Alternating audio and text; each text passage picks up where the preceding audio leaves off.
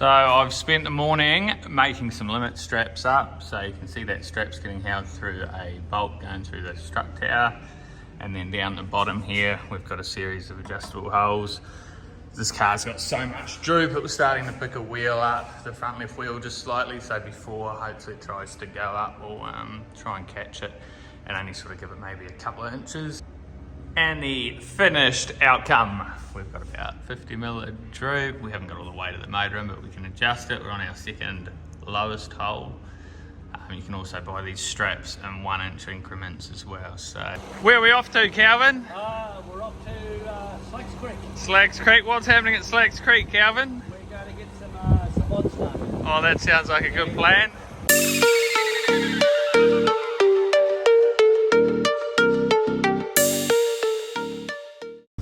Welcome to another episode of I get to put down my hacksaw and my stick welder because Dan's going to do some work on it. Sounds good to me.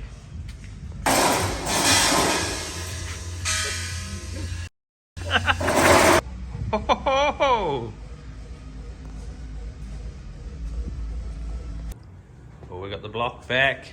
This time we're running a stainless steel O-ring rather than the copper one that everyone in America seems to run. We've been told by the engine builders over here. Let's try this. It's got dart sleeves in it, 87mm bore.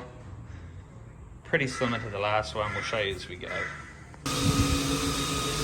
Oh, look at Donnie go. Everything organised. Good work, Donnie. If you're running oil squirters, put them in first. It's way easier. Oh, we've got the aircon on. We've got to keep that, what do we call it, Donnie? The temperature at a controlled level. That way, when we're checking the bearing clearances, we know we can, so we're measuring up the main journals.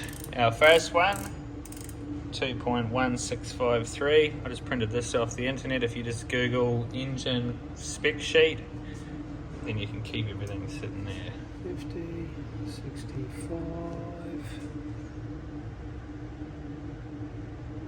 Pretty much the same, 2.1653. 2.1653 again, good stuff. So we're all the same minus number 3, which is 0.3 of a thou smaller. That's pretty good, Mr. Honda. Now we'll move on to the rod journal sizes. So we're going to have to change our micrometers. The word, isn't it, Donnie? Is it micrometer? Yes, micrometers. And we'll see what we're punching out there. Sounds like you're fishing, mate.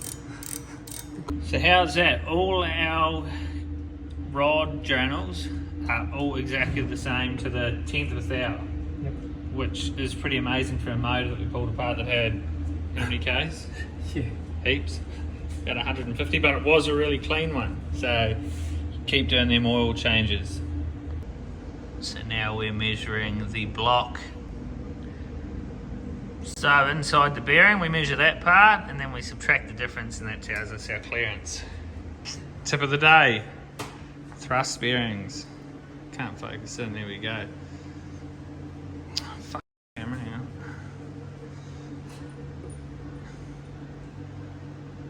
Tip of the day, thrust bearings. Make sure you put them in the right way. That side there that's actually got the material that wears goes against the crank.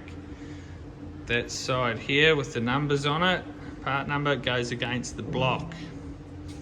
So this would go in that way, sit in there, not that way. Now don't spin the crank when you've only got 1/2 in. The bearings will fall out. Never use windscreen mastic to glue your two halves of your sump together. It just will not work. Those rods look better than this rod. So we've gone for the same rod because it wasn't the rod's fault, obviously. Go back and look at the reason why it blew up in the first place. I don't want to talk about it, it makes me cry.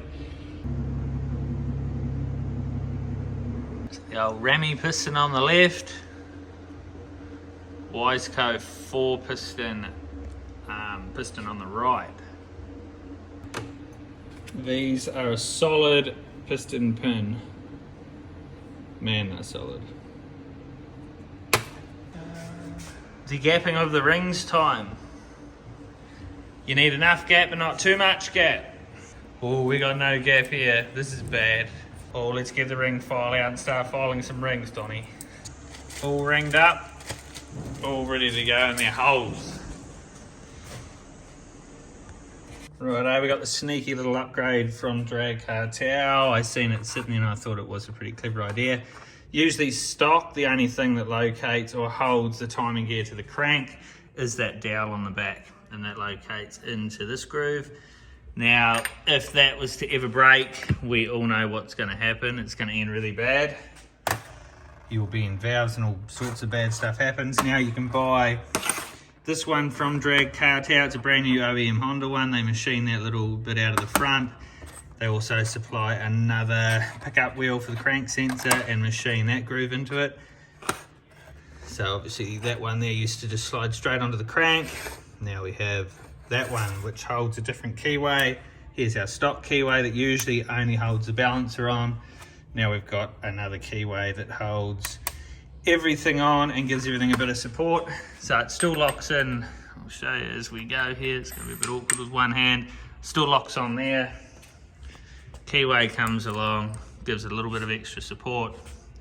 Then obviously this wheel comes along and pushes all the way on. I won't push it the whole way home yet.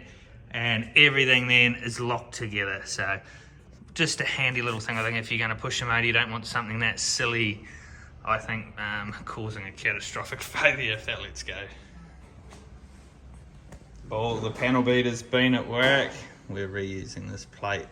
Surprised that didn't get more damage than that. All tip of the day.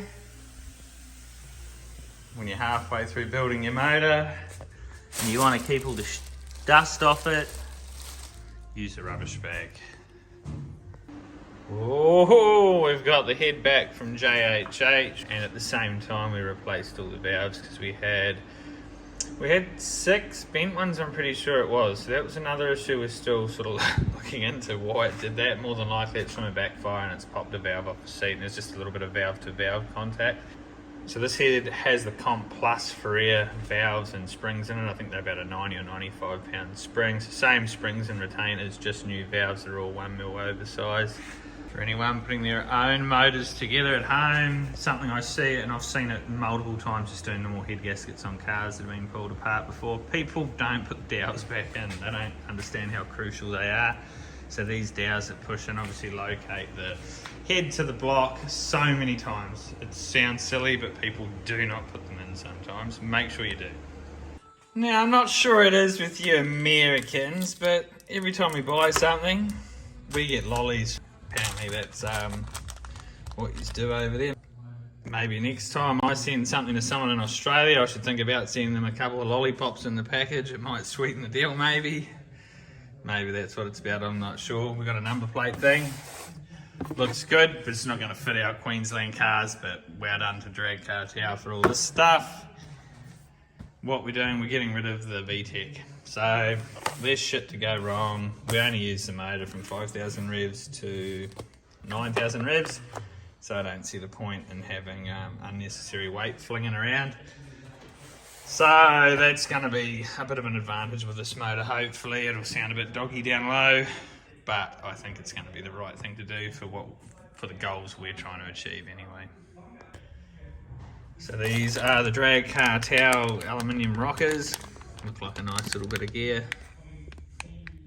OEM ones would have probably done the trick, but I'm sort of gutted there's no lollipops in there actually. Bang a beer in each one, that'll get the Aussies buying your products. I think they're more into the beers than the lollipops, to be honest. So I've just opened these cams. There's no spec card from what I can see anywhere. Maybe I'm missing it. I'll give the guys here a bow and find out what the story is. We need to know where we've got to sort of dial these in at. That should definitely come from the cam manufacturer. Same as any V8 cam you buy from LS, I'll tell you where to set them up. So when you get rid of the VTEC, we're getting rid of the VTEC solenoid. You can actually just leave it in place. If it's not powered up, it acts like it's not being used and it's not bypassing oil where it shouldn't be.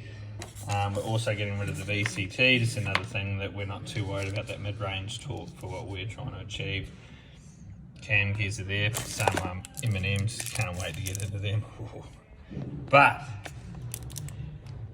not a bad little kit actually. Oh, fancy! I never used to like fancy stuff, but I'm going to be honest, I'm starting to like fancy stuff. I've changed. So this bit here, a little block off, gets rid of this thing, which is the VCT actuator, which is just a little pulse width modulated solenoid basically that controls oil pressure to the VCT gear, which gives you the advance or disadvance on the intake cam of these K series motors. We're getting rid of that as well. It's just one of them things, we don't need it. It's there mainly for sort of mid-range power. We're never going to be using this engine now in that sort of area. And being an auto too, it gets past it on the converter easy enough. We're not looking for every sort of horsepower we can. If you've got a street car, don't get rid of this stuff. We're sort of heading towards a bit more of the racing side of life now with this motor, so that's why we're getting rid of this stuff. If you can keep VTEC, I would keep it, but for us, it's just eliminating a lot of moving parts and potential failures of things, hopefully. So that's the only reason I'm going this way. And any of this, I've never ever removed VTEC from any engine before. It's probably just because of the horsepower targets we are chasing. It's going to give us better oil pressure in the engine. Because obviously this VCT stuff and the VTEC itself uses a lot of oil pressure to unlock all the pins in. So instead of stealing all that, we'll use that somewhere else, hopefully on them bearings. We talked about the reason why I went with this front cover beforehand being two-piece. So usually these are one piece, this whole front cover. I'll show you an OEM one shortly. The main difference, if you ever have to take just the head off the motor, obviously we've got the head gasket running through here, it's a pain in the ass. You've got to pull the whole front cover off to allow you to do that. With this one, it's two-piece, so we can just take that off, undo the cam chain by removing the tensioner and everything and being able to reset that, and that gives us the ability to get the head off nice and easy. So a lot of the times if you're doing a cam swap or for any other reason you need to take that head off, you need to be able to make it easy. Otherwise, it's pretty much an engine out job in our scenario if we didn't have this front cover. So here's the OEM one. It's one piece, obviously, from the block all the way up to the top of the head where the rocker cover mounts onto. So way easier having the two-piece one. All the thunderstorms happening. Oi, Bags, what are you up to? Are you playing on a Tirana, Bags? We got our VTEC stuff in. I mean our non-VTEC stuff. Fit like a glove. They line up with the ends of the valves. That's the most important part here. Oh, the reason we blew the old motor up hopefully has been sorted out. Dan, the fab man, has made up a little windage tray with some little trapdoors in there too. So the pump sits in like this. So it's got its own little spot now to get oil from. What was happening beforehand under braking, now we know all the oil from here always going out to the front wings. Silly mistake, but hopefully that problem's solved. What do they go like, Bags? Not bad. Better than the rain. It's that time of the year for us to be no drag racing. Lucky we've got a blown up motor. We have still got some rain outside, but we're going to do a little test. Since it's raining, 5 litres of water into the sump because that's as much oil as I put in last time. We'll see where it gets us, just to see in relation to dipstick readings. How far is it going to get us?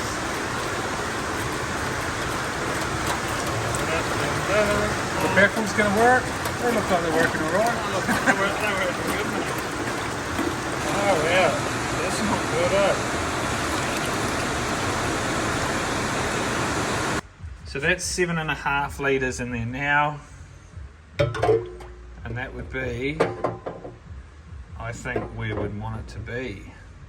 I don't think that's too much. Maybe 7 litres would get away with, but what's wrong with 7.5? So that's the rocker cover on, and the dipstick obviously going through the rocker cover. From the bottom of the block, which is the sump mounting face, obviously we're about 66, 67 mil to the full mark. Low mark's about 84. So we'll do some measuring the other way and just on the sump and see how we go. So full was 67, so if we come down here, just to what that's the dipstick hole where it feeds through there. So we'll run in that thing. 67 mil is roughly there. So it is showing we would be, if we were to run that, what are we reading down there, bags? 15 mil. 15 mil over full is what it would show on my dipstick. So with the dipstick showing full, which we were at the racetrack, that's our position in there, which is not bad, but we could easily add another litre in that. So I think we might, in the future, add another 1.5 litres probably onto that. It's a good starting point. We're still miles away from the windage tramp having any issues there, I would have thought. Might be the plan. That's the only problem, mate, with these. What's this? They don't focus, they're focus. Oh, I wonder if you got this. Haha! Haha! We've got it sorted. There's the new hole, 17 mil up. An extra 1.5 litres of oil. Righto, that's the end of another one. The next one we should hopefully have all this motor back together and Dan started on all the fab stuff. So then we'll get the car back here, bang this in over Christmas. Hopefully early in the new year we can talk Mr. 101 into tuning it, and we need to get a couple of tests and tunes under our belt before March Jamboree, so we're booked into that. So that's the goal. Catch us next time.